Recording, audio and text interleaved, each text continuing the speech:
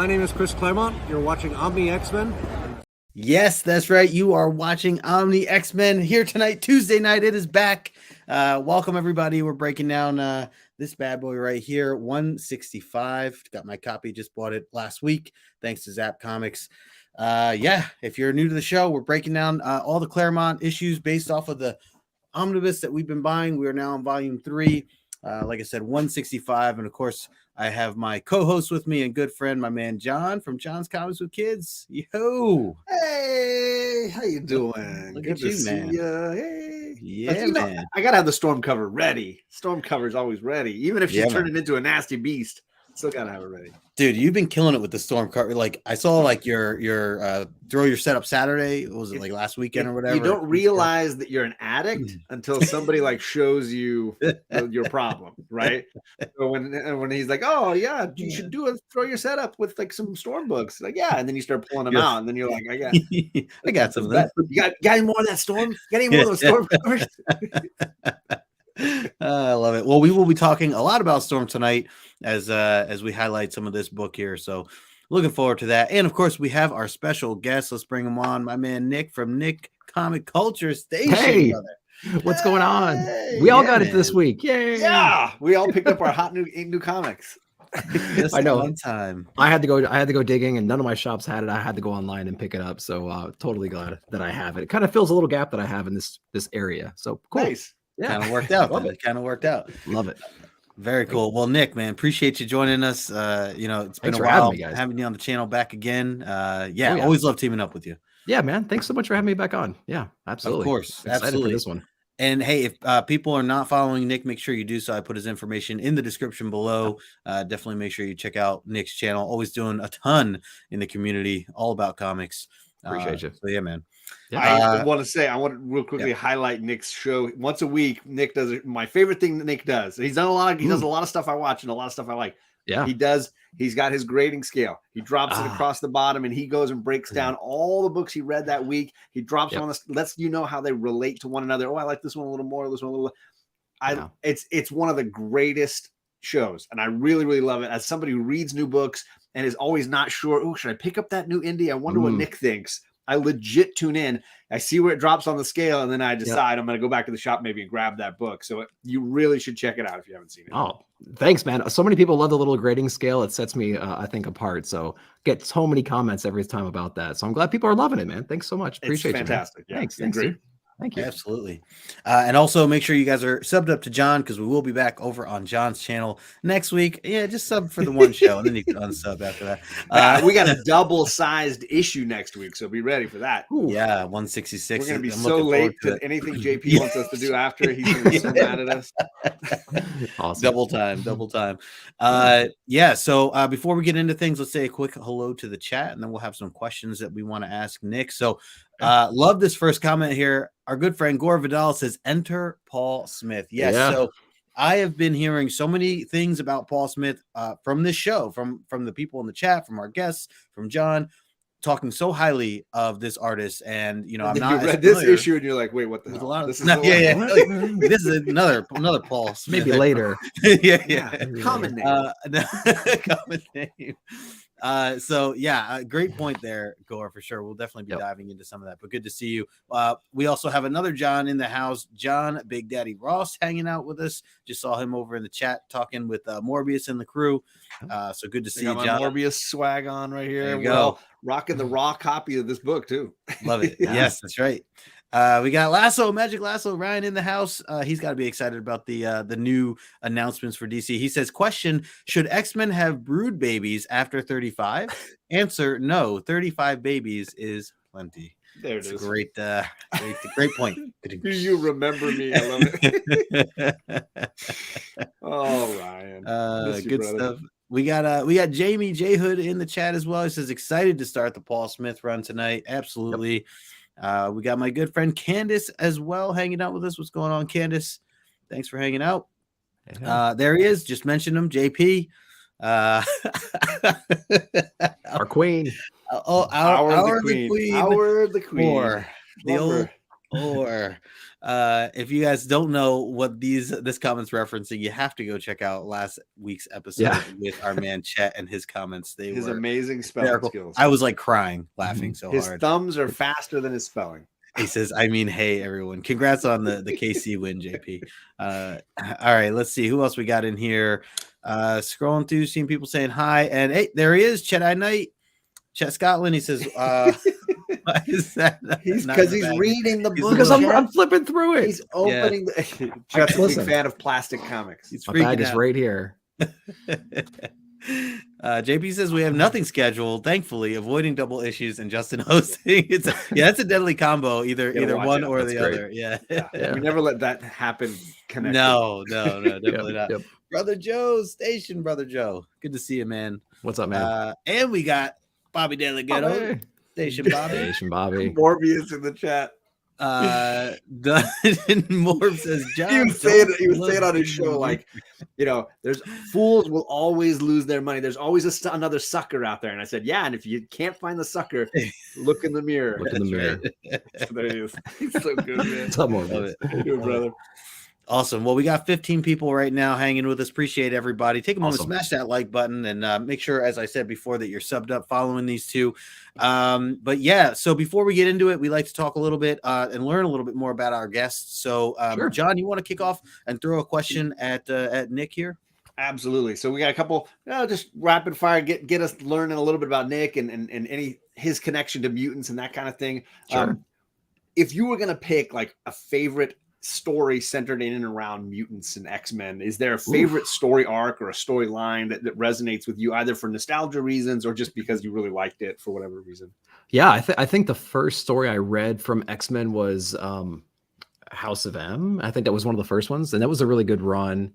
I like that one a lot just because everyone said it was so great, and so I read that one. It was good. It really connects across Marvel, really amazing in an amazing way. Yeah, it really does. It brings in so many different characters, and it had a really good feel to it. But you know what? I got to say the Hickman era, like House of X and Powers of X, that whole run, the scale of that, and like the repercussions we're still feeling today, and like the small little retcons here and there, but like made sense. How he built that whole universe, man. I just applaud that whole team for what they did there. So I think that's probably the one that comes to mind most bold recently. Choices for sure, because I was going back and I've been making these little shorts for YouTube on it, and I appreciate the Vault ones, man. Thank you. It's so really made me like think about like some of the bold, like that Moira choice is still resonates for me. Like that the decision to make her a mutant and how to like make that work and the impact of that ongoing. Really cool. I actually got her. Crap! I'm so bad at this. Right there, it's the Come on, Weatherman. UK price variant first Moira. Ooh, so that's that's one of my earlier ones.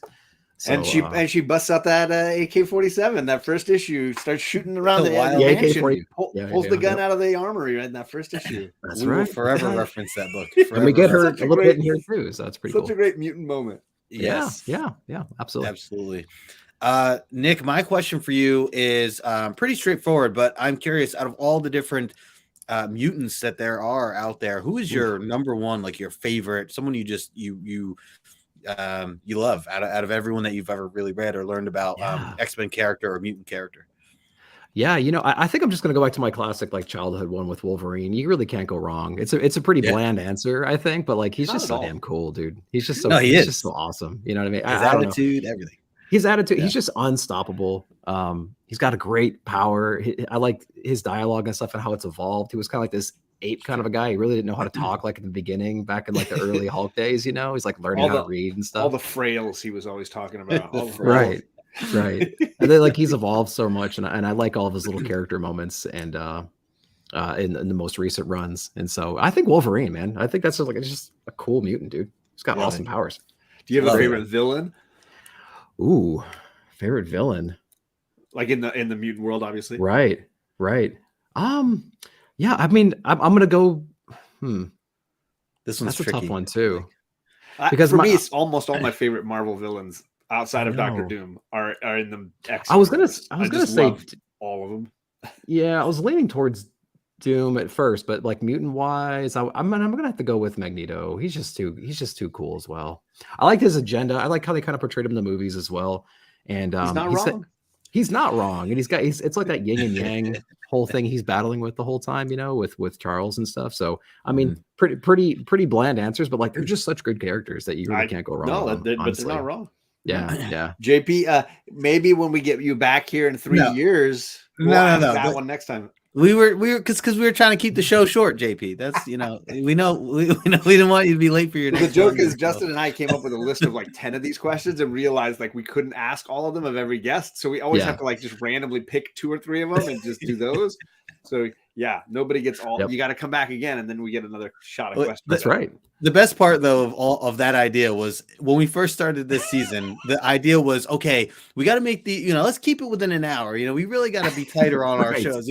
Keep it an hour, and then right after that, I'm like, oh, I got another idea. Let's also interview our guests and ask them questions. Yeah, John's like, all right, and we're like, we'll do 5 questions from you, 5 from me, and then and then we'll get. Wasn't the first episode of the season like 2 hours long? Yeah, how it always is. Right after, I'm like, John, we can't do that. Yeah, we can't do this, guys. It's not literally sustainable. just did 2 shows in one. Yep. It's been amazing. Hey, we got Comic Journey in the house as well. Good evening. Good evening. What's up? We say hi to Bobby too. I call Bobby. Yeah, we got Bobby. I threw a station his way. That's right. He says first time 40 minutes. Yeah, exactly. Just the interview part. Yeah, we didn't get to the book at 40-minute mark. That's right. All right, let's jump into 165 here, gentlemen. And first, of course, we got to kick it off with the cover. Definitely a stunning, bright cover. Was talking to Nick about it in the back before we kicked it off. But John, I'm going to pass it to you first. What are your initial thoughts of this cover when you see issue 165? I mean, it's absolutely stunning, and it is the cover like you always say. Would you pick this up off the shelf and read it? I would absolutely grab this in a heartbeat. So many things I like. Obviously, Storm is the focal point. So that's a winner. Check that box. Yep. Secondly, clearly she's listening to Diana Ross. You can see her holding her answer. She doesn't want to hear it, Ryan. She's done. It's painful listening to it.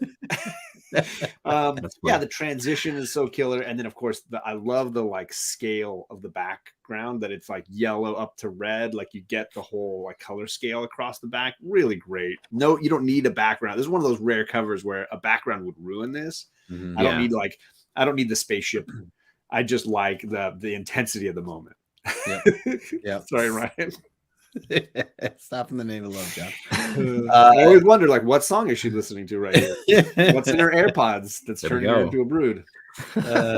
I'm gonna put that as a story and see what other people have to say music wise. Take this and put it in your story and tell us what she's listening to. Wrong answers only. Oh, yeah, I will share every single one to my story and tag you for everyone that's tagging me with a song and this cover. I'll share it right back. I'll get it out there. Wow. I'll be damned. Bobby said, not gonna lie, Storm's kind of hot as a brood. And Candace said, yeah, she likes the gradient too, as you mentioned, John, and Storm, of course. Absolutely. Nick, what are your thoughts here when you first see this cover? Yeah, I think it's great. We talked about the contrast between the background and the foreground, so I thought that was a really great creative choice. What's interesting is if you have your copy in front of you, the hair is all connected with the transformation from the her to the second level, which is really weird. That's interesting itself. I like how they have her in like her bikini outfit, but later in the book we have like her April O'Neil outfit on. So like that was an interesting cover choice, right? To get those extra 12-year-olds to buy this book. Right. And I think it's just so cool, man. I love the little transformation and everything. And it looks good. And you also get Paul Smith's signature, which isn't really polite on a cover with a woman freaking out. It's PMS. It's right there. That's legitimately his signature, is his initials, PMS. And you have this woman in pain. I don't necessarily think that that's a good call, Paul. You should have just gone with your full name. Probably. Lessons learned. Hey, we got Chop and Drop in the house. What's going on, Chop? What up, Chop? Good to see you. All right, let's dive into this. We'll get started here. Right off the bat, I mean, we get this wild cover because the last issue we were left off with Binary basically hearing the truth of what's going on and what the Brood have done, and she wasn't having it, so she flew off and it kind of left the team scrambled. As you can see, she punched a huge hole into the ship that they were in, and now everybody's hanging on for dear life. What do you guys think of this initial splash page? John, I'll start with you. So I'm gonna preface this by saying, Gore, I do really love Paul Smith's artwork. I can tell that they kind of threw this transition at him and that he had to rush this issue because there are some egregiously bad drawings. Like what's happening with Cyclops here? Is he melding in space and time? Is he bending he looks like he is stretched in a very strange manner by what's happening here. So this is not Paul Smith's best issue for me. And of course, I love the drama of this. We had the cliffhanger of sucking him into space. So that's very exciting. This just not a big fan of this splash page for me. It's just a little weird. Maybe it's the perspective. I don't know. Totally fair. Nick, what about you? What'd you think of kind of the situation that they're in and the action kicking it off? Well, the situation sure is unfortunate, guys. Right? I mean, like there was no regard for like your team's safety, right? When she was like, "I'm out, peace. I got my stuff I got to worry about." At least Storm took an escape pod. She didn't just fly through a hole. Yeah, but she left her clothes. It's like everything was everybody that left in a weird way. So I agree with John here. Some of the facial expressions, some of the body positions, and everything is just a little bit off here. And I guess we'll talk more about some of the facial expressions as we go because there's some great examples of some of them in here. But it has the whole team in there at least. At least they're all being sucked up into the same direction. So like that's accurate. But I don't know. I could have used something different. I think in that first opening page. Yeah. I think that's fair to say. Hey, we got Nigel in the house. Desire Comics. What's going on, my friend? What's up? Just saw him live over there hanging out with Morb. Yeah, Candace, poor kitty. I know. There's gonna be more of that too. Yeah, there's gonna be a lot more of that. All right, so keeping the action going here, Cyclops comes up with the idea if he could kind of if Colossus could kind of block the hole with his body, that will buy them a little bit of time. So as you can see at the bottom left there, Colossus doing that. But in the meantime, Nightcrawler grabs Lilandra to try to get her to the control system to try to figure out what she can do to kind of combat this issue that they're all dealing with right now. The only thing she could really do is turn on like the air vents, I guess, and kind of keep more of the air going to that section of the hangar. Mm-hmm. But again, just kind of buying a little bit of time.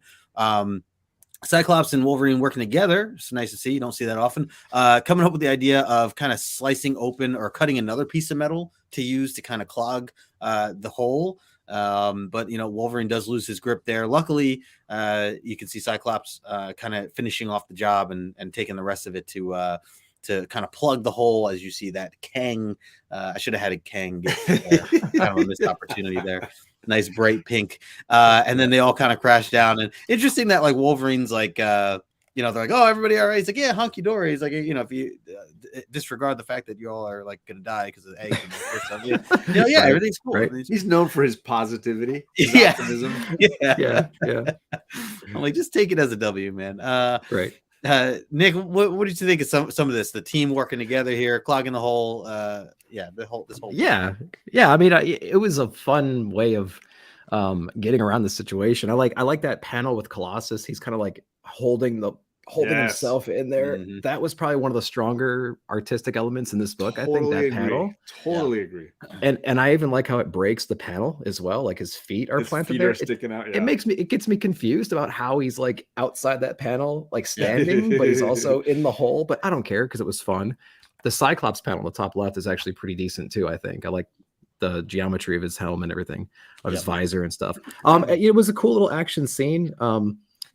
Interesting use of powers. We got Wolverine trying to do what he's going to do. Colossus is plugging the hole. Cyclops shouting some orders. We have some other people trying to figure out if they could do something on computers. I do like when he says, brace yourself, this is going to hurt, while Wolverine's colliding into Colossus. And he's like, hey, same goes to you, bud. I got adamantium everywhere. So this is going to hurt both of us. But some wonky faces here and there too. Yes. In this action scene, especially on the Wolverine side.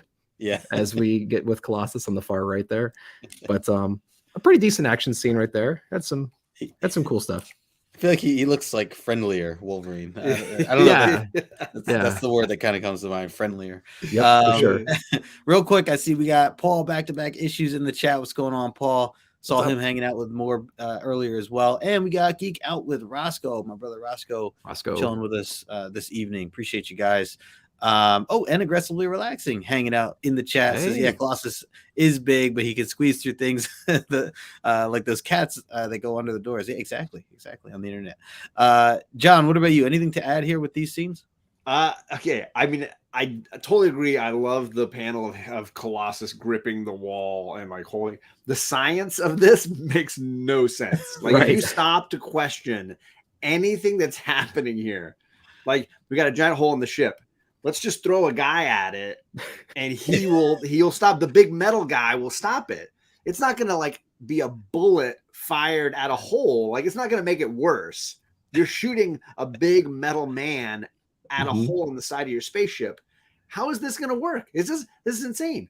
Yeah. Then the other plan is let's cut a piece and it'll be the perfect size. Yeah. And then we'll throw that and it'll land perfectly and cover the hole and give us our gravity back. The whole thing, I was like, okay, come on, guys. They need to play the lottery, I think. Science, right? This is so it's hilariously like ridiculous. So if you can laugh at it, it's a lot of fun. Science does go right out the window in X-Men, Candace. Yeah, exactly. Right.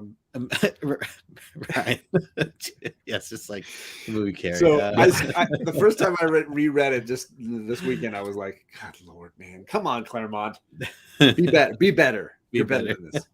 That part bugged me a little bit, but I do like the teamwork. I'm glad Wolverine pulled the claws in before he hit Colossus. He's flying with claws first. If you look at that one panel, I was like, "What are you doing? He's your buddy." They always say, "Don't fly with scissors." So yeah, he should have known better. That's right.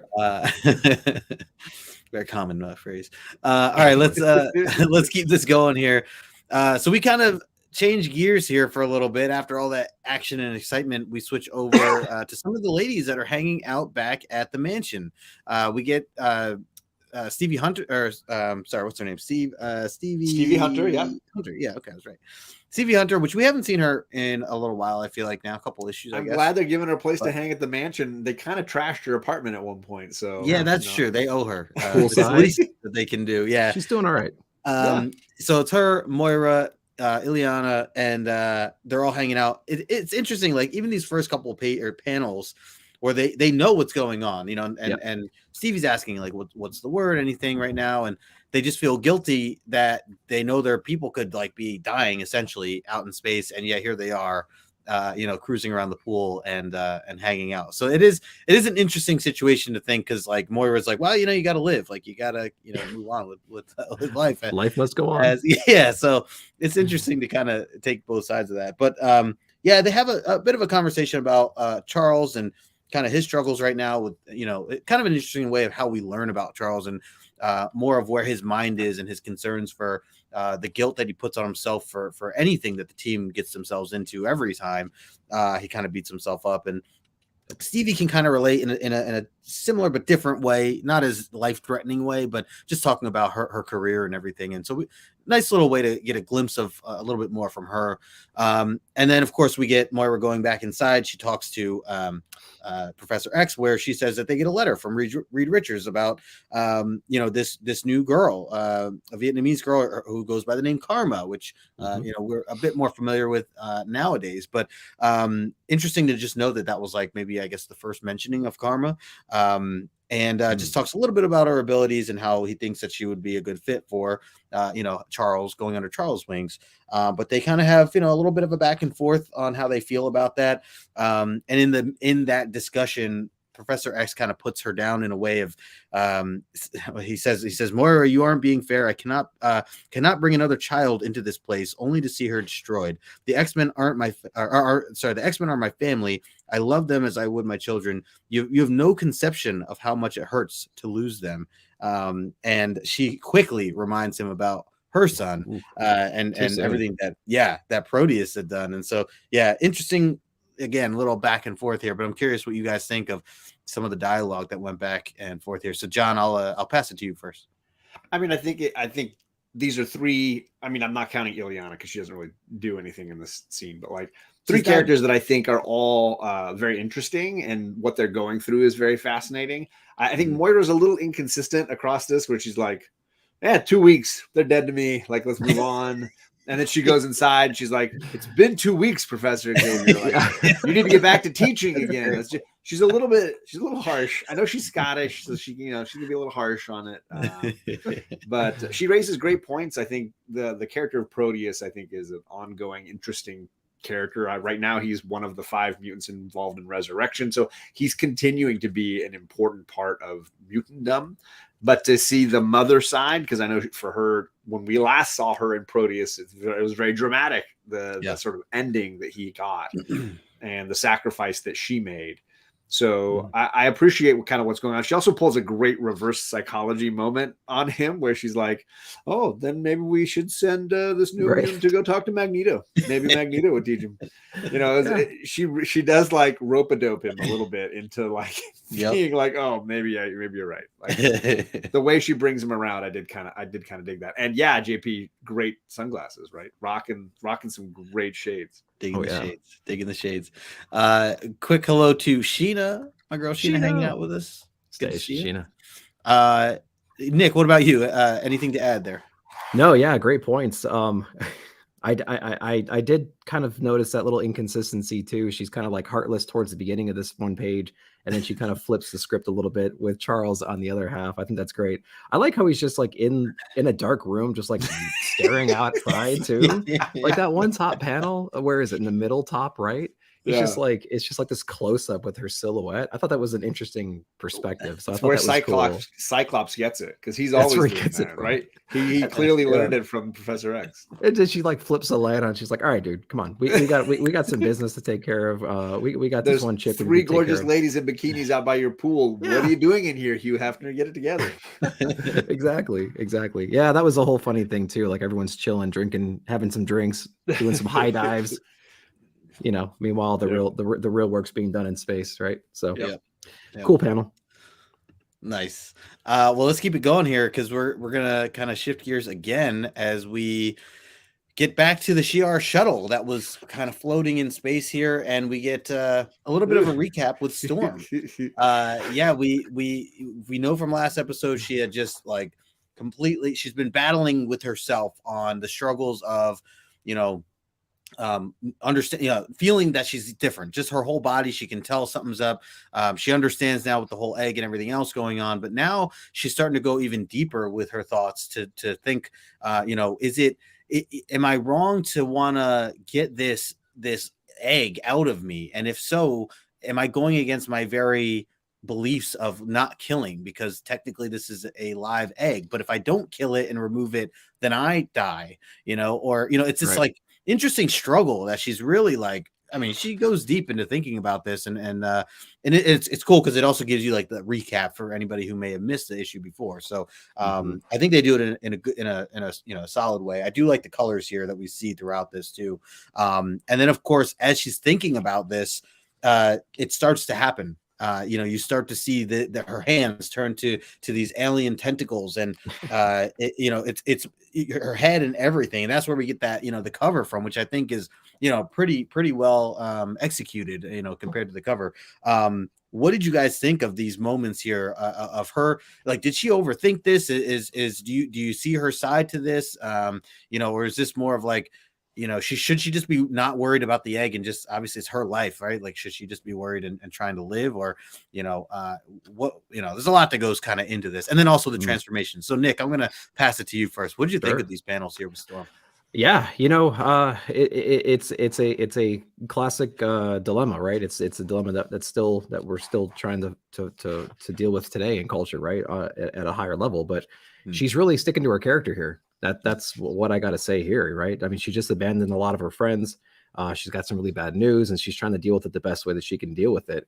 And she's got some guts, honestly, because she doesn't really know what to do. And while she's trying to think of this solution, how to get out of the situation, man, that's when the transformation happens there. And I like the process of the transformation. Some of the facial expressions are a little bit wonky, but I do like the panel to panel, those vertical tall panels, and then her just kind of freaking out and starting to run, and then it kind of trails behind her, and then she eventually collapses and almost succumbs to it. And we figure our way out of there, and that resolution when she was actually able to transform back. I like that panel a lot, where she's just kind of drained and like just sitting on the floor and just kind of contemplating, I see myself again. So I like the deep dive into her emotional state. She's really sticking to her guns, her morals, her character. And so, so much so that the transformation starts happening before she can think of a proper solution out of it. But I like the overall scene. I like her outfit. I like her movements. I like what's going on in here. So I dug this one. This is pretty cool. Yeah, and great points about like the different panels as you see the tentacles coming out. I have to say that moment made me want to go back because I actually read it in the omnibus first. I actually made me go back and want to read it digitally just to see that panel to panel feature and how that comes out, that experience of that. So that's a good point. Definitely worth it to also give it a shot that way as well. Quick hello to Gomez, comic collector, hanging out. What's going on, Gomez? Good to see you, man. JP says way overthinking it. Interesting. Is this John, the first time you've seen my reviews? You should. Yeah. No, not you. But Storm is overthinking it. Oh, yeah. No, not you. Just kidding, JP.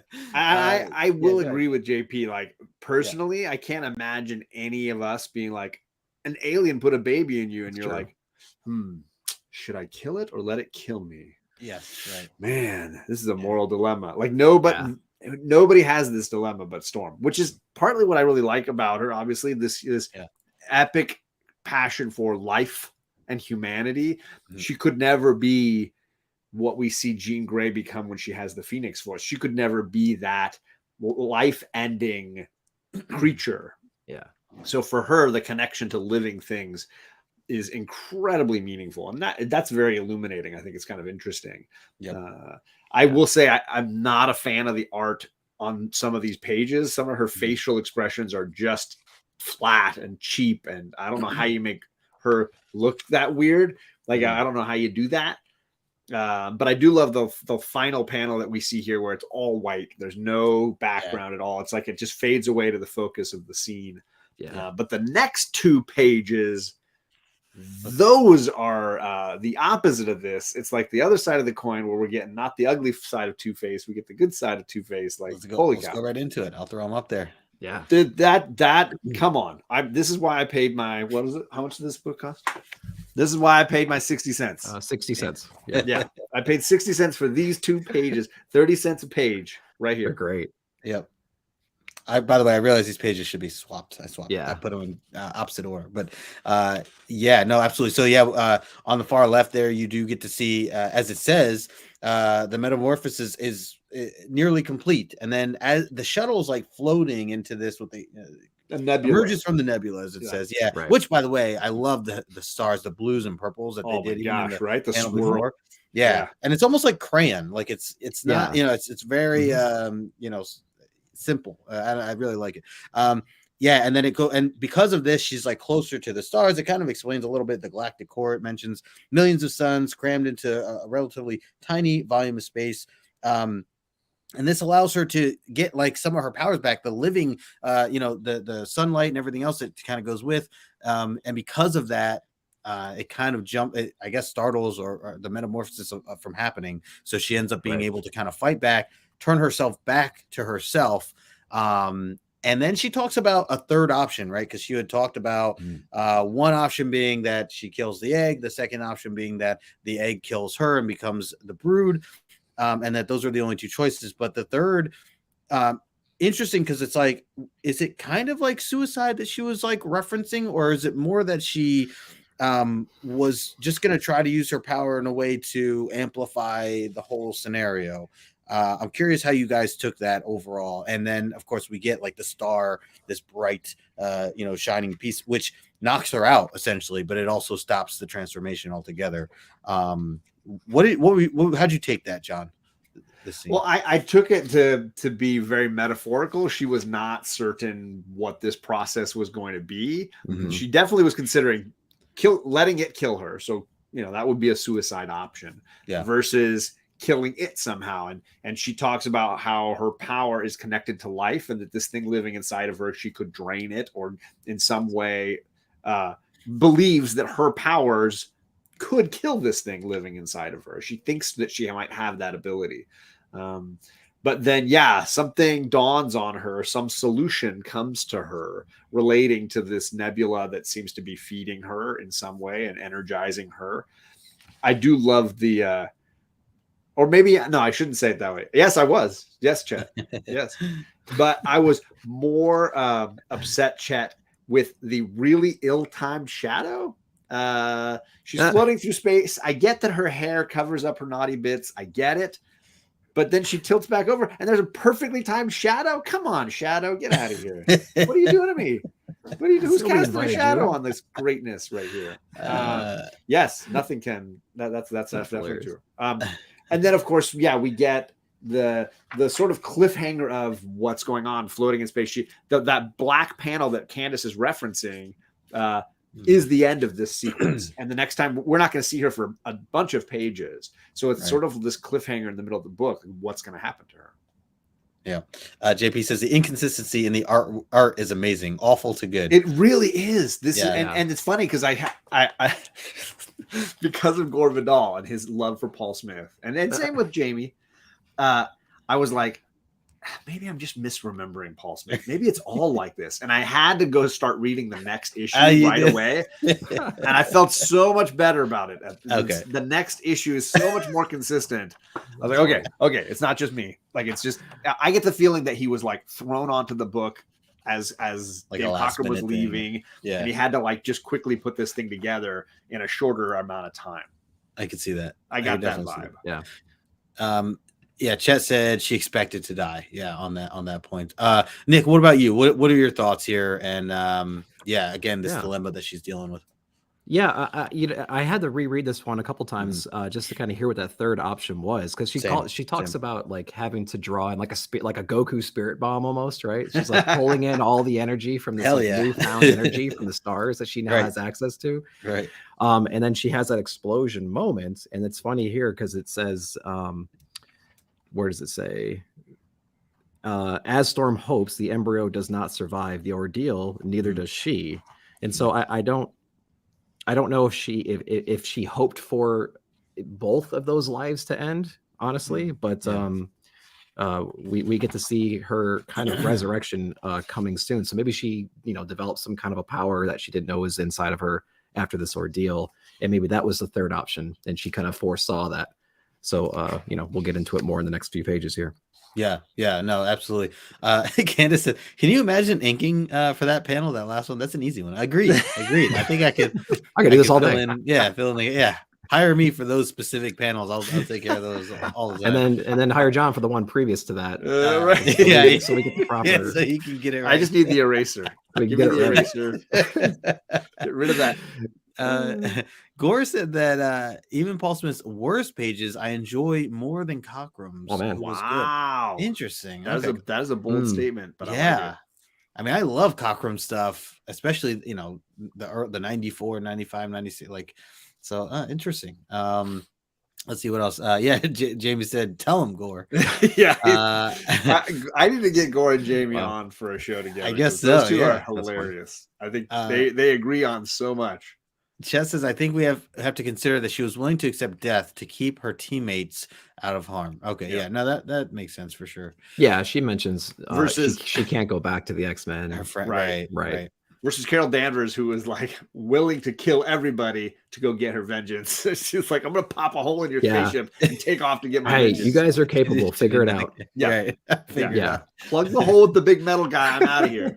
Obviously, you're mutants. Oh gosh. All right, let's keep this going then. So afterwards, we again kind of move scenes. We do this a lot, John. I've been noticing that a lot of jumping around. So we get the Lilandra and Cyclops are working back on the ship. They say that there should be another day's work before they get everything going. Meanwhile, I love this. Oh, go ahead. No, Wolverine. I was gonna explain it first. Yeah. All right. So I love how Wolverine's just chilling there. He's got his cigar. He's hanging out. He's saying, what have we got to lose? Talking about the X-Men living on borrowed time. The Mother Queen implanted an egg in each of us. He kind of breaks down the scenario again. We do get a little bit of an understanding of where Lilandra stands with all this, and she wants revenge too. Like she's like, I'm coming out, as soon as we get this stuff fixed and I can get back to my fleet and everything else. Like she knows what has to be done. I mean, it's certainly not okay. And of course, Wolverine's like, sounds good to me, darling. I'm down with that. And then he goes walking around the side. Wolverine, as you can see him on that right hand page, down the corridor, and he sees Kurt, who's praying, and he's asking, "What are you doing?" He's like, "Yeah, he's praying." And they have an interesting conversation. I feel like we haven't really touched a lot on Nightcrawler's connection to religion, other than some brief moments, and I feel like this is, one of the first moments to really highlight that, and to show the difference of especially these two characters and how quite opposite they are in their beliefs. So, I don't know. I feel like this is kind of a key moment here, just for I totally agree. Totally agree. We've seen their sort of somewhat contentious relationship, that they get along because they appreciate one another, but that they have very different philosophical views. You're right. Which is great too, because it also just shows like you can get along even though you may have those different types of views and and be a team still. Hey, quick hello to Tony. I see my man Old Wolf 65 in the house. Station. Go ahead, John. What do you want to add to some of these? I just love how like they're all thinking about, we're running out of time, we're gonna die. And I want to highlight that like the last time we saw these guys, here they are, they're all in their uniforms. You took the time to put on jumpsuits. You all took the time. You all took the time to take your clothes off and go look around on Lilandra's spaceship for jumpsuits so that you could get to work fixing the ship. Even Nightcrawler, who's just praying, changed his clothes. Only Wolverine is walking around, and what's he doing? He's just smoking. He's like, smoke him if you got him. I'm going to lean against a wall and light it up. I found this hilarious where they're just like, oh my gosh, we gotta get the ship fixed. We gotta get out of here. Does anybody have a jumpsuit? Does anybody have?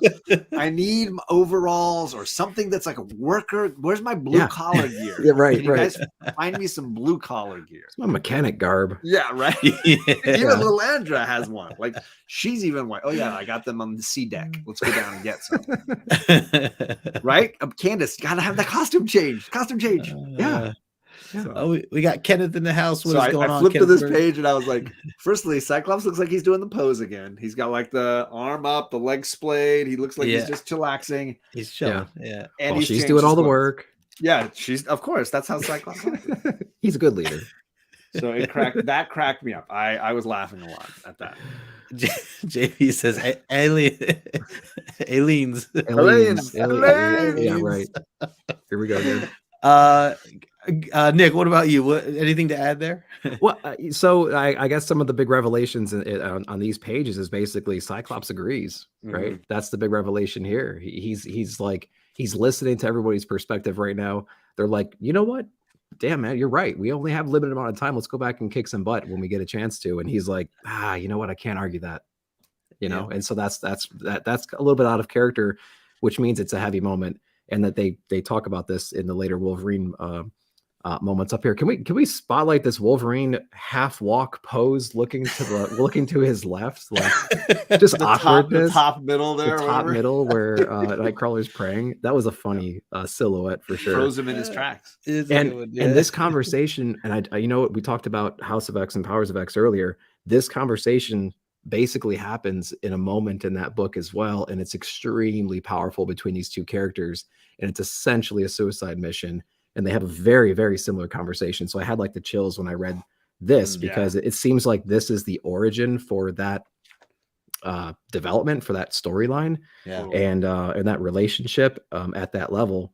And then in Hoxpox we get that payoff, we get the conclusion to this conversation in a way, and that kind of gave me chills because I'm like, what are the odds that I'd be on this issue? And that's like one of my favorite scenes in comics of all time. Yeah, that's a great point. Well said. JP says Paul Smith must really like jumpsuits. Screw the iconic costumes. We need more jumpsuits. Tony makes a good point. Maybe jumpsuits were just easier to draw for him. You don't have to draw anatomy. You just got to draw wrinkles. Exactly. Right. Yeah. Gora's digging the pose. He likes the pose. All right, let's keep this going here. Moving forward. So now we get to this interesting dream sequence. Kitty Pryde, who is as she's napping, and it does highlight. I just want to point this out here. It does say she's the youngest X-Men, 14 years old. 14. They finally give a specific year to her age. Keep that they in haven't mind. done it in a Very while. specific. Keep that in mind as we keep going. Yes, keep that. Yeah, exactly. Keep that in mind.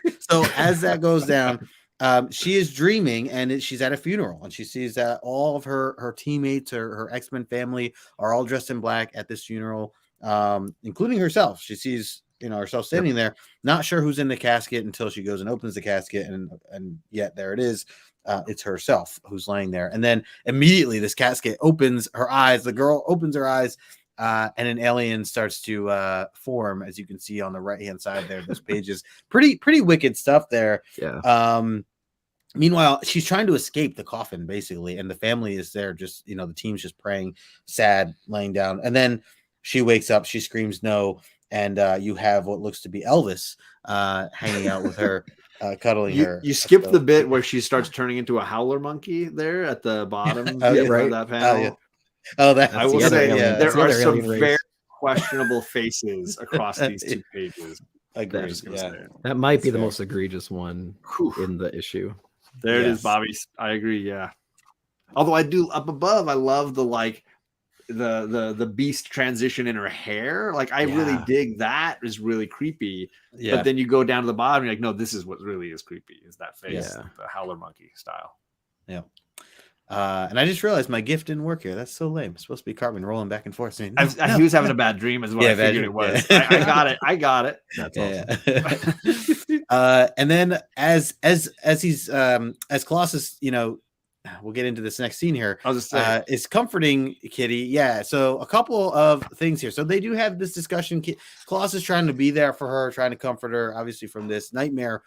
She is struggling, and she expresses herself that she's struggling with the idea of this egg being inside. Now, I will say, I feel like to some degree, she also was like kind of overthinking certain aspects of this whole, egg being inside and all this other stuff, because she's going as far as thinking like, well, what if like a part of me is still there while the brood becomes me, and I can know what the brood is doing, and what if and then the brood kills, like I'm not like that, but I can't do anything about it because so. I mean, I guess it's valid to think of. Because it's all crazy, but like, I guess anything can go in that regard. But like, I would just be, I don't know. I guess I would just be more thinking of like the solution more so than anything else. But I understand she's 14, she's nervous and scared, and obviously it's never happened to her before. Then we get to some awkward parts where she says, "I wish I was older." Peter agrees. "I wish you were too." She goes, she goes, "You're fooling, right? Humor the kid to perk up her spirits." He says, I knew precisely what you meant. And then they kiss. And I just want to say that panel of them kissing definitely is Elvis. I'm just saying. Yeah. Or Clark Kent. Or Clark. Yeah. Definitely Elvis or Clark. And then as he kisses her, then says, he goes, "I have never been so serious." They kiss, and he says, "However, little one, you are not older. So let's not do this. We can't do this. Like, let me show you what we could have done by doing it, and then tell you that we actually can't do this." So they stop kissing, and then they get interrupted by the White Wolf, and all this other stuff happens. But yeah, so Nick, what are your thoughts here? Man, so first that funeral scene real quick. I remember as I was reading it, I was reminded of Scrooged with the ghost of future, right? When he's being like, what was it, being cremated, and he's trying to pull his own casket back out of the cremation thing. She's being dragged into her own coffin, and her family's just like weeping around her. So for some reason I thought of Bill Murray. No, I totally got Scrooge, Ebenezer vibes from that for sure. Yeah. And then of course her waking up. You know what? When I was reading this, I thought that just because of how creepy the scene is, I was thinking maybe this was like another layer of dreams. Like this was like an Inception kind of a moment. Like she was still dreaming. And this was like another layer of that dream. Right. Just because it's weird. Do we know the age? It's about 5 or 6 years. Yeah. Okay. So bad enough, like right? 20. Okay. Yeah. So he knows what he's doing. Okay. So it's interesting. I definitely had some weird vibes reading that, reading these right here. And I was also shocked with like the pan out view with like his shirt off. Cause at first I was like, damn, he's like half cocked, right? So he's like half getting getting things going, man. What the heck? And then we go into the next page, and I'm like, oh, it was a threat. And he instantly changed in the metal, right? So hopefully that's how that works, right? So he changed his mind really quickly about. Yeah, he's like, oh yeah, I totally saw her too. You know, and, he finishes taking his jacket off. Yeah. So yeah, it was creepy, dude. Yeah, agreed. And this is obviously not the first time we've talked about, because this is different variations of this have kind of come up here, but this is pretty straightforward at this point, especially with the clarification of age. But John, what do you anything to add there with what Nick was saying? I think the one thing I do like about the scene, as the dad of a 15 and a 12-year-old, like, yeah, this is definitely suspect. But I do like that he is the one putting on the brakes, that he's the one saying this isn't right. Like I get it. I like you and you've got a crush on me, but like, this isn't. And then she forces the kiss and he does reply to it. But at the same time, he does try to keep her at something of an arm's length. So it doesn't come off as this creepy older guy who's like scoping on her. True. It comes off as like, she's the one pushing for this. Yeah. So I do like that. I do think the drawings are all over the map, where you get like one panel that you really like, and then one panel where you're like, okay, his eyes are way too big, or what's going on here. So there is a lot of inconsistency in the art. But I'm also glad that they spent a lot of time on it, that they're not just like, if they had just rushed this scene and not given it a few pages, I think it would have been a lot more egregious. It was just a quick kiss. And that, I think having time where you see their thoughts and their feelings put out there, even if she's just 14 and she's got her first big crush and she really does love this guy and he's been saving her life and caring for her and they've been living together. And, I think you can understand her perspective. And I think he's trying to be like a gentleman about it. Yeah. Even if he's got a crush on her too, he really has affection for her. So I take it, I'm taking it in hopefully a different grain of salt, rereading this now as a dad of teenagers. Yeah. So my hope is going through this, I feel better about it, because I do know that I last time I read it, I struggled with it. Well, that's a good point. Yeah. Tony says he's from, by the way, Tony has like the comment of the night.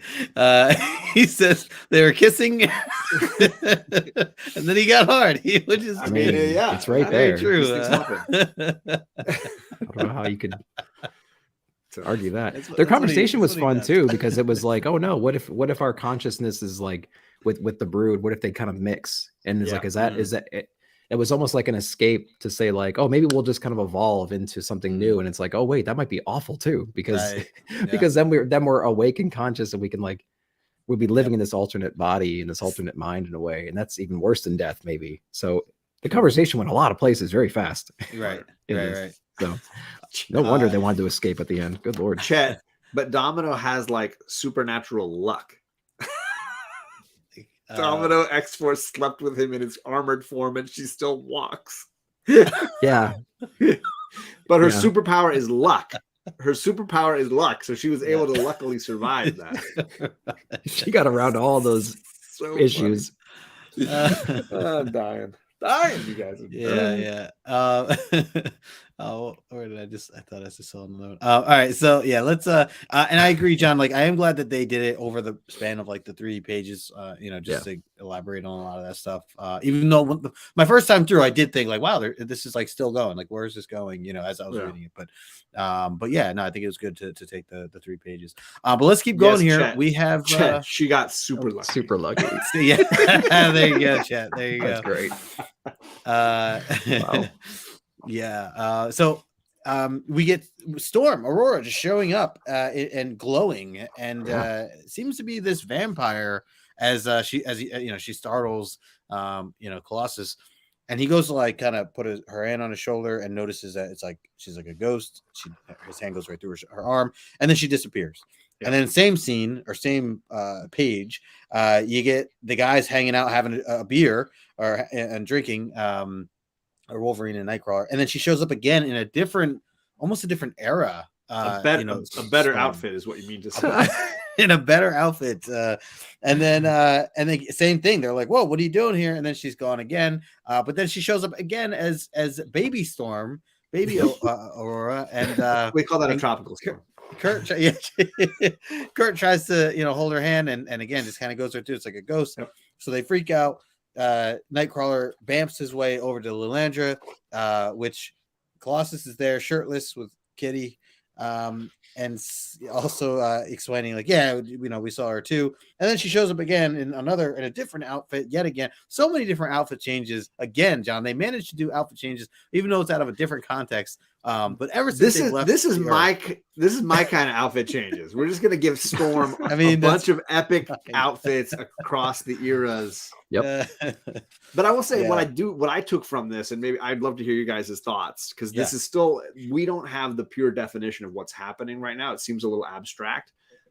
I took it as all the versions of Storm that we've seen through the years reading this comic. The young Storm on the street who was a pickpocket, the vampiress that Dracula was trying to woo, the Savage Land Storm, which is always the winner, and then even the young goddess on the plains of Africa Storm. We get all these different iterations. It's almost like she's struggling with her identity in reforming herself after whatever happened with her and the Brood.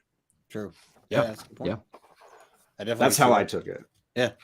And eventually we'll get old lady Storm and traditional Storm. We'll add those to the deck of cards. It's true. That's true. Nick, what do you think about that? I think that's exactly what's going on. She kind of hints at that. She's fading in and out, and there's a couple dialogue bubbles in here where she's baby Storm, and she goes, "Sigh, this isn't right either," and then she disappears, and then she shows up as her teenage self, and then she disappears. First, are we on? Oh, yeah. The next page is there's another great Wolverine moment. I'll jump to it. Let's jump to it. No worries at all. So Wolverine's got a great pose, man. He's got what is that? Is that like a dance move kind of a thing? He's a figure skater. I don't know what's going on. It's a luau thing, right? That's right. It's a combination of so many things. It could be anything, but she does talk in here and say that, my beloved friends, forgive my clumsy attempts to contact you.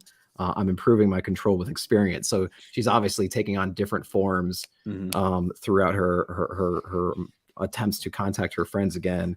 And it looks like she's, getting better at it. But again, some interesting art. I do like, John, what you just said. She's kind of revisiting all the different versions of herself that we've seen so far, and just trying to hone in and trying to find the right, time frame or version of herself that mirrors where her friends are at that moment. So it's almost like, she can kind of tap into her whole past life experience in a way and portray whatever version of her she needs to in the situation, which is interesting. And I don't know where the story goes, so my mind's just rattling right now as far as how she's able to do that. But I thought it was kind of cool. Yeah. By the way, Ryan said Logan learned it from Stevie Hunter, that dance move. That dance move, that makes sense. Nice. So there you go. Yes, Candace. Well, hello there. So yeah, we as we get to the last few pages of this issue, she Storm shows up. They are also realizing that they're being what looks to be eaten or swallowed whole by one of the living ships that that we've now been familiarized with, the Brood, taking over and using them as these big cruiser ships. And then Cyclops wants to punch his way out of there. He thinks, we can still get away. Lilandra explains that the powers are down. There's a dampening, there's a power field that dampens the antimatter core. I hate when that happens. Yeah, I know. I was gonna say it's the worst when that happens. Truck had that last week. Yeah, it was it's just a pain. It's very expensive to get fixed. It was. And then Storm says, I could not risk your injuring the Akanti. She says it's the Akanti. Practice makes perfect. At last, I meant to look like this from the start. She changes herself, as you can see that far picture there, as you guys talked about her trying to get it right as she kept changing. And she says there's no cause for alarm. She says, and Kitty comes running to her, says it's her, and then she clarifies that this Star Beast, who's called Akanti, is actually her. She is one. Yep. She says the Akanti and I are one as this issue ends. So it seems that this is planned, and that not to fear that they're not going to die by being eaten in this, which our initial thought, at least my initial thought, was, it's another Brood ship going to come eat, the ship or whatever. Sure. But that turns out to not be the case, as seems like Storm has everything under control here as she goes through these whatever that we said, we still haven't really had full clarity on what happened for her to come to this realization and ability of what she's doing right now. So, there's a lot of things still kind of open here, but that's how we close out the issue. Them being swallowed by this Akanti, aka large star beast. But John, what are your thoughts on these closing panels here? My thought is that Magic Lasso has the comment of the night. The dance move is clearly because it's Hugh Jackman, the incredible Broadway star, performing live as Wolverine. So there you go. Perfect. He is the greatest showman. All right, you win. Nailed it. No, I think some great cliffhangers. The return of the space fish. I'm a fan of the space fish. I think they're kind of cool looking. I like the idea of a living spaceship. And when we saw them in the previous appearances surrounding the story, I thought it was really kind of a cool look for a spacecraft that you don't know. It's not your typical normal, rocket ship. They do something really different and literally organic. I think it's kind of cool the way they look. So yeah, I'm happy to see them returning. Curious to see how this is all explained in the double-sized issue coming up. Yeah, for sure. Yeah. Nick, what about you? What are your thoughts on how this whole thing ends? Well, I knew the ship was friendly because it wasn't a giant shark, right? Wasn't the last issue? Yeah, didn't the last issue they did have a bunch of sharks? Sharks with laser beams. Yes, freaking lasers. That's right. This giant catfish comes around, and it's a little bit different. Storm's got this weird glow to her too. She's got this yellow.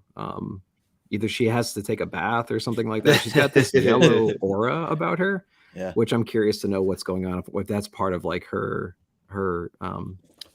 I don't know, remanifestation or whatever of herself, if that's just part of that, or if it's some newfound power. And she's got her clothes back. She got her cloak. She got the clothes that she left behind when she blasted off before. So she's all back and tangible too, because she gets some hugs and whatnot. She's got this sparks coming out of her fingers too that she shows Kitty, and Kitty's like, wow, and they have an interesting moment there. But man, a lot of unanswered questions. How is she back? What's her powers now? What's her connection with this race? And we still have all these broods inside of our X-Men, so we got to figure out what we're going to do with that. So I'm excited for the next issue. It was a lot of random stuff happens at the end of this book, and it's hard to reconcile it and not ask questions about what's actually going on and how they're going to get out of this. But decent ending, cliffhanger ending for sure. Makes you want to get the next issue. Yeah, and it even states at the bottom, it says in 30 days the X-Men final confrontation with the Brood, wherein they'll either live free or die. As I guess that's the title of the next chapter. So before we get into the money and the cost and everything, I'm curious, want to hear your overall thoughts on how you guys would grade this. So John, just this issue as a whole, where does it stand for you as far as a grade goes? It's definitely a sloppy issue in a lot of ways. I think the art we've talked about a ton, but even the story I think jumps and skips a lot. We mentioned a little bit of that, so it's not a top tier one for me. The cover is still for me the best reason to buy this book. I think it's the best part about the book. Yeah. So I would probably give this one I don't know, maybe a 7 out of 10, something like that. Yeah. So what is that? Is that I got to use? We need to get Nick's scale across. Yeah. Where's my grade? Here. Yeah, scale up. We're going to rate this issue compared to the other issues. It's a fine. It's a fine. It's a fine. Okay. What about you, Nick? What would you grade for this one? We have some interesting moments in here. So we have Kitty and Colossus's relationship kind of brewing. We see how that translates into the more modern era over here. And then we also have this mysterious Storm upgrade that we don't really know what's going to come out of that. So some interesting moments in here, some pivotal moments, perhaps in some characters' development. So that's fun. I agree with John, though. It is pretty sloppy. It's kind of here and there. We had some moments where we kind of left our team to hang out with Charles and see what he was doing, and that didn't really amount to anything. But it had some action in it, so I would agree it's probably middle of the road, 6, 7, something like that. That's probably a fair place to put this one. Yeah, I think I find myself kind of falling in that same grade length. Just, I mean, there are definitely some significant moments. I think the one that stood out to me the most was with Nightcrawler, and kind of getting more of a glimpse into true. his background with religion and the differences between him and Wolverine. Yep. But and then and to some of your other points too, like with Kitty Pryde and Colossus, there just a little bit more of growth in terms of their relationship. There is a lot of back and forth. I think ultimately it's like still fillery in a way. So I think that's where it leaves me as still kind of like a 7-ish as well. But I do want to point out, I see some people and I love, guys, feel free to put your rates in the chat here because I like seeing these. Chet said he'd give it a 9.2. It's very high, Chet. I love it. I mean, it's interesting. I thought maybe he'd be lower than that, but yeah, he's aiming at the 9.2. Bobby says it's an 8.0 for him. Love it. JP giving the artwork a 5 and the story an 8. Very fair, very fair. Yeah. So yeah, I mean, you could definitely look at this in a lot of different ways. Candace with the costume changes are a 10 though. Are a 10. That's yeah, there you go. That's a solid gem rating. mint all day. So many. Yeah. JP exactly. says, and with all the asides and no update on Carol trying to annihilate all of the Brood, I agree, and I will say, and this is because I flipped ahead to feel better about Paul Smith, you will be pleased. Tune in next week for easily the greatest spread page, not a splash page. Splash page is on one panel or one page. Across 2 pages, spread page of exactly what you're looking for, my man. Oh man, I think I might have to start reading it tonight. A great cover. All right, let's get into the money here, and then we'll get to the questions. And of course, if you're not familiar with the show already, we will be asking questions tonight, 4 to be exact, and they're all based on last issue. So make sure you're ready. And if you get the answers correct, you'll get your name up on our list here to for our big giveaways at the end of the season. I think if we don't get a chance of seeing Chet and JP meeting someday, I think we're really missing out. JP saying Chet likes Cyclops, you can't trust his rating. Chet saying, JP, where's your address? I need more of this. This is what I need. JP versus Chet, the Cyclops debate. All right, so didn't really add too much in terms of key elements other than from what I just from some of the research I did, Paul Smith's first interior artwork on the main X-Men title, because obviously before that was all Cockrum and Byrne, at least for this Claremont era. Yeah. And then big change when we're finally getting away from the big 2 guys. Yeah, and like for something like this, and especially for all the hype and the praise that I've been hearing about Paul Smith, I feel like this is a key issue to get. I mean, from this run, with such a change. So I'm glad that I got my copy. I will say it's fairly cheap, fairly easy to get. 9/8 are going for $100 fair market value right now. Again, these are prices based on Go Collect that we pull. So there's 263 on the census. And then if you want to get a 9/6 instead for $75, I mean, at that point, you probably should just get the 9/8. Again, I know these numbers are loose, generally speaking, but and it even seems like some of the lower ones, like an 8.5 last was sold in 2015 for $13. I'm sure that's, got to be updated now at some point. But anyways, those are kind of some of the prices there. I would not mind having this in a 9.8, especially with how bright and beautiful that cover is, as you guys have talked about from the beginning. So, but yeah, that's it. Any final thoughts here on the pricing and the key elements, or anything that you guys wanted to add here?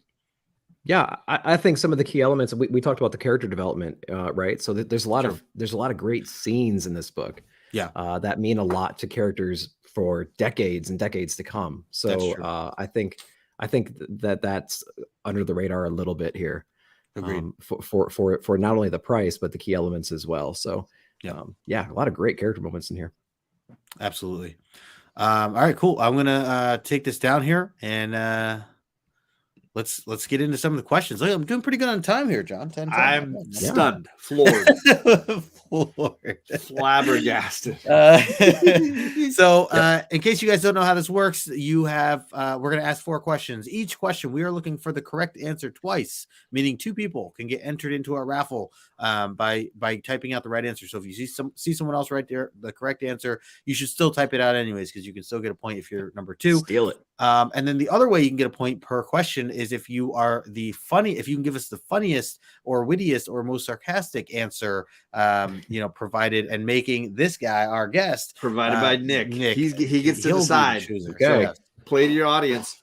That's exactly. right. Yeah. So, John, I'm going to start with you. Go ahead. What's your first question? So, last issue centered a lot around this internal debate between Cyclops and Wolverine, because Wolverine had a secret he was keeping. What secret was Wolverine keeping from his teammates? Ooh, good There's question. A lot of room for comedy there. A lot of room for comedy. What secret does Wolverine keep from his teammates? So, and meanwhile, while we're waiting for a couple of answers, Gore says that Bill Sienkiewicz was offered X-Men after Byrne, but he turned it down because he didn't think the audience would appreciate his surreal artwork, which he later brought to New Mutants. So I was going to say, I know that he had, jumped on to New Mutants. So that's interesting. I mean, that could have went a whole different way, especially with the Brood and all that stuff. Curious how that would have looked if Sienkiewicz, jumped on earlier. Interesting, something to think about. Let's see. JP says to the questions in less than yeah, exactly. That's what I'm saying. This is John was floored. He's absolutely. It's on his channel too. These are I don't know. You can know. That's right. All right. So let's see. John, any? I think there's two correct answers. I'm Old Wolf obviously gets the first one, right? They have eggs in them. Yeah. There you go, Old Wolf. Yeah. I'll give that to you. Where you at, Tony? I got you. Then we have the X-Men were impregnated by Bride. I think he means the Brood. The Brood? I don't think they were impregnated by Uma Thurman and Kill Bill. Who wouldn't, though? I'm going to go with JP, who says brood eggs. They were all infected by brood eggs. Sorry. Yeah. I don't know There who were the no bride brides. is. Yeah, there were no brides. The bride. Chap must have been going for the comedy answer. That's what he was probably going for. Yes, for comedy we have where he keeps the sandwiches. Yep, gotta know where those are. Yeah, I mean nobody else seems to come up with sandwiches in the middle of a mission. Yep. Wolverine was made up by a dude. Yeah, I mean he probably was. Or oh god. Yeah, come on, Jack. Come on, man. He doesn't use hair gel. No. he just wakes up like that. It's not Maybelline. It's not Maybelline. Yeah. He's just born that way. Let's see, scrolling through. Oh, we got Perry in the chat. What's What's going up, on, Perry?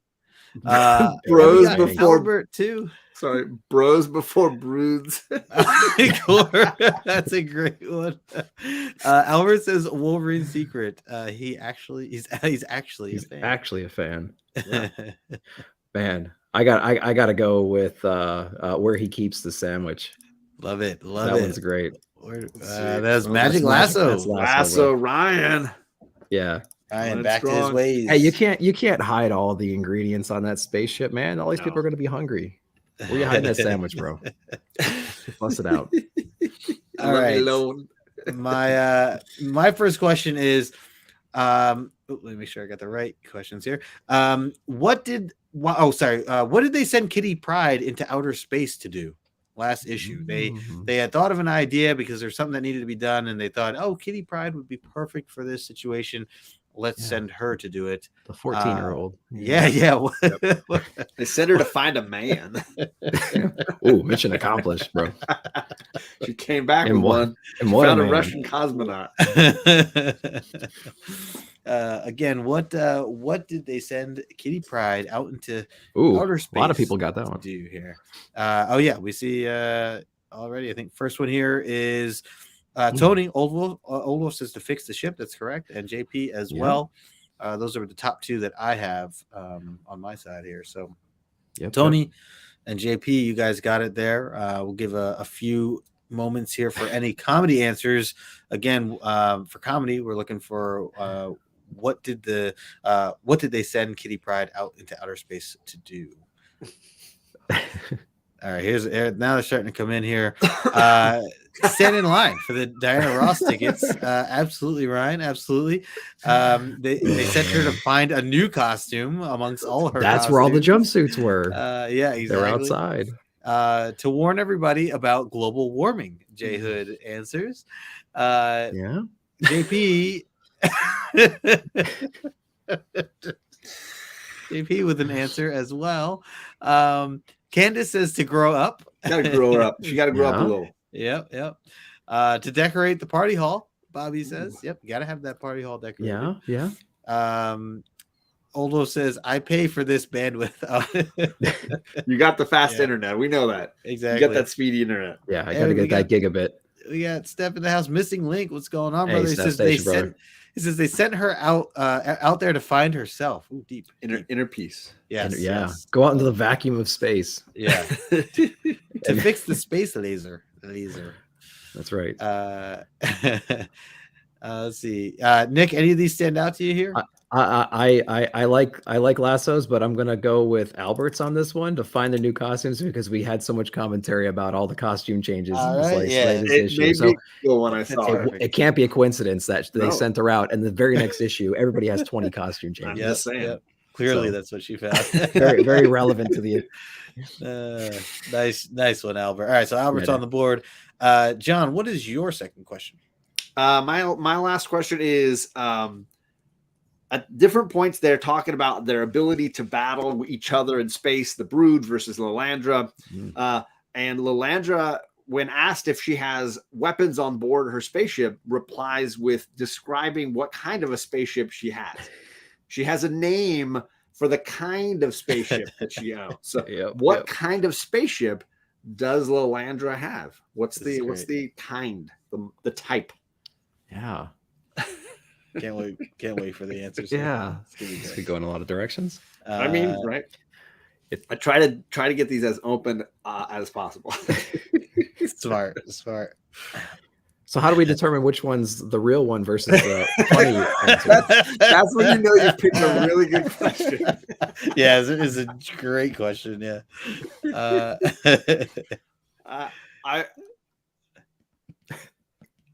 Yeah. Oh no. Oh, dear Lord. Oh no. Oh dear Lord. I mean, I got my answer already. Oh, so my I Lord. don't know what you guys are waiting on, but so I'm just gonna say these answers are correct, even though technically okay. I was wondering pleasure craft. Yeah. It's a pleasure craft, but I'll let you guys get away with pleasure ship. Okay. JP and Old Wolf. Yeah. Pleasure craft is synonyms, exactly maybe? what I was looking for. You guys are on fire. But and then I'm not even going to touch. Well, Chet wins that. I'm going with Chet on that one. Give Chet his point. Just give him the point. Of course, it's the Love Boat. Tony says the Love Boat. Tony was in the same vein. Boom. There it is. There it is. Yeah, there you it can't. I can retire from the that Colossus. Oh my God. It's like a giant whale. Yeah, for sure. The Love Shack. I'm sweating now, Chet. I'm sweating. Ryan says the Love Shack. A little place. We she and Charles get together. No, he's brooding, dude. He's not. He. Oh wait, he's is not he in for it? Brooding? Exactly. Oh, I like that. Play on words. All right, one last question here, and my question is: who saved Kitty from outer space? I'm sorry, from outside the ship, I should say. Who saved Kitty from outside the ship after she was the pleasure craft out to get to complete her mission outside the pleasure craft? Things didn't go so well, but she was rescued by someone. Who was it? Who was that individual that I need a sticker that says this is not a minivan, this is a pleasure craft. Just put it on the back of my car. Or a bang bus. Yes, definitely not gonna get that. That one's got too many of the school I worked at. Yeah. So, all right, so I see the correct answer. The first one I have here is Ryan with binary, which is correct, and then second was Tony on fire tonight. So Tony, just so you know, he was really upset about missing last week and not being able to answer. He's like, oh, I'm going to lose my first place position. Has rightfully regained first place again. Nice. Depending on how this next comedy answer goes. We'll see. Whoa, we'll Could see. upset things, but we'll see. Let me point out here. We always bust his chops with spelling and all this stuff. He actually writes out Carol as binary here. Yep. Unfortunately, it's too late, but good efforts there, Chet. Good efforts. I'm surprised. Golf clap. Yeah, you did all that. Okay, so other answers for what saved Kitty Pryde from outside the ship. We have Gravity from Candace. We have the movie or the law of physics. I took it as the DVD. I took it as a DVD too. Yeah, I see Sandra Bullock like floating in the background. Yes. Somebody save me. Yep. A gopher. Go for Jamie, J Hood. Just as Jesus. He's doing a lot of that. I mean, Yeah. He's doing a lot of saving. I hear that. Yeah. Let's see. Chat just jumped on me. The Supremes. Ryan Magic Lasso. The Supremes. I like this one. Missing Link says she saved herself after finding herself. Nice little connection to your previous answers there. Oh, when you're alone in space, you have a lot of time to have some self-contemplation. Yep. You can save yourself after you find her. Yeah, I can see that. Bobby. Chet says he's upgrading the internet. Let's see. JP says Aleen's.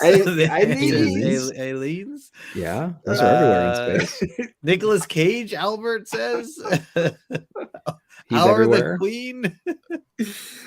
Bobby says Jesus saved her, which is odd because she's Jewish. Bobby, come on. Oh God, Bobby, they own it. That's like I had my answer, and then I got to think about it. He also said Pat Mahomes, and he did it on one leg. On one leg. Wow, he did. He did do some saving with one leg there for sure. Poor Bobby. Oh Lord have mercy. Let's see. Right. So I'm gonna go with I'm gonna go with Bobby on that one. Jesus. Which is odd because she's Jewish. Boom. That's hilarious. So that means Old Wolf still Bobby. stays 1 point ahead of Chet. One measly point. After skipping a week, he's back strong. Very nice. Very nice. All right. That'll do it here. As we wrap things up, I want to thank Nick for joining us here. Appreciate you, brother. Always a pleasure hanging out with you and teaming up on these things. So absolutely. Thanks for having me, guys. Absolutely. Is there anything that you want to highlight? Anything you have coming up that you want to share with the people before we head out? Yeah, sure. So tomorrow is New Comic Book Day. So we have the haul videos and we have the what's coming out plus the FOC stuff. And then I read everything and do my Nick at Night non-spoiler comic book review show on Saturdays. So you can check that out as well. And then Blaine Fable will be coming back pretty soon. So pay attention to social media for those dates and who we're going to have on. So hashtag. We had you guys on. So that was awesome. So thank you so much. Absolutely. And I think on Mondays, I'm actually going to put out some more videos, some haul stuff, random things. And I just put out one yesterday for how to do some quick price checking on those books you might see at cons or shops. And you don't know if it's a fair price for that book. So it's just some tools and stuff that I use to get just a quick fair market value. So I have that out right now. You can check it out. But guys, thank you so much for having me. I really appreciate it. I had a blast with this one. Haven't read this book. So thanks for giving me an excuse to get in here. And now I want to continue reading it. So I was going to say, you got to see what happens. Reading the next issue. That's definitely going to be my drug pusher. Moment. I'm going to influencer you. Well, I'll definitely. I've been loving binging all the shows and stuff and catching them when I can because I film during this show typically. So I always watch it on the rewind. So I'll definitely be paying attention to the future episodes as well. So thanks, guys. Absolutely. John, anything that you want to highlight here before we wrap up? I've been actually dropping edited videos lately. Yeah, look at you, man. Putting in work. I'm making it. I dropped a video today on the covers of 2022, the best comic book covers of 2022. So definitely go check that out. I've also been making a lot of stuff for those Hickman era X-Men fans or people who need answers. I've been making a bunch of 1-minute shorts on my channel as well that you can check out. And then Friday is the return of the Drinks and Movies show that I used to do pretty regularly with Bearded Comic Bro and friends. So we talked about how long it's been and that we needed something we needed to be able to do here in 2023. And we decided that each month we're going to pick a movie filmmaker and watch as many of their movies as we can, and then just chat about the artist on a given Friday. So this Friday, we're talking about Michael Mann, the gentleman behind Heat and Collateral and Last of the Mohicans and The Insider and Ali. So we're going to be breaking down some of the, I think he's got 11 movies to his credit as a filmmaker, and he also had the TV show Miami Vice. Wow. So we're going to be talking about Michael Mann on my channel on Friday night, 7 Pacific, 10 Eastern. All right. Awesome. Love it. Both of you guys crushing it right now. I need to get back on my game here. I haven't been doing nothing on my channel, man. What are you doing? Buying Legos? Hanging, yeah, Legos. I was just in Dallas traveling and all this other boring stuff, man. Yeah, no, you guys are crushing it. Hey, by the way, I realized I didn't have Nick's YouTube link, so I'll add that to the description. But I wanted to drop it here in the chat too, in case anybody was not already subbed up to you. So yeah, I appreciate it, guys. Thanks. There you go. So yeah, that'll do it for us here. Then we'll be over on John's channel next week, Tuesday, 9 o'clock Eastern. As usual, we'll have a double-sized issue that we're going to break down. So be ready for it. Get your popcorn and your drinks ready. And yeah, I have a couple of copies, I think, of this issue now at this point, but I've never read it. So this week it'll be my first time. I am looking forward to it. Hope everybody has a good new comic book day. Hope you're all enjoying all the DC news coming out. Won't get into it now, but hope you all have a great night. And until next time, we'll catch you later. Peace.